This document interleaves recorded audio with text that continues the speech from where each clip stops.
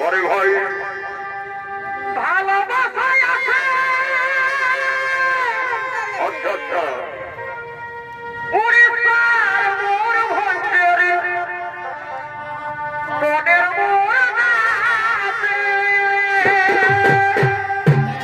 পরে বাস পুরোইলার পীড়িত মোদের পুরোইলার পীড়িত মোদের বোঝে গেছে মন ধব সামাদনে নাচে নাচে ধব সামাদনে নাচে নাচে আজ মাসিটার সঙ্গে তার সহোদরী বোন উর্মিলা মান্ডবী যতগুলিতে রাষ্ট্র বলে আজ ওদের দ্বারা প্রজাদের দিকে আগমন করেছে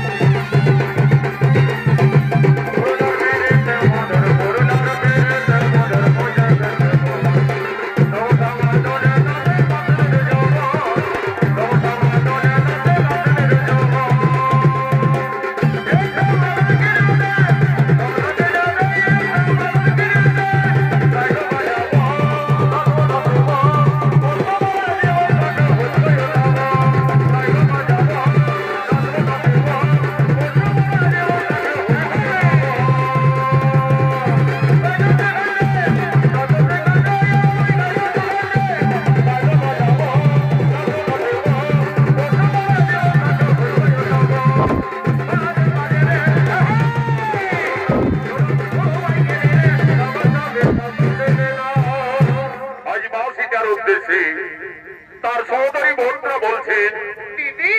দিদি তোমাকে না লঙ্কা রাজা রাবণ বনবাস থেকে জোর করে হরণ করে নিয়ে গেছিলেন লঙ্কায় দিদি সকলেই বলে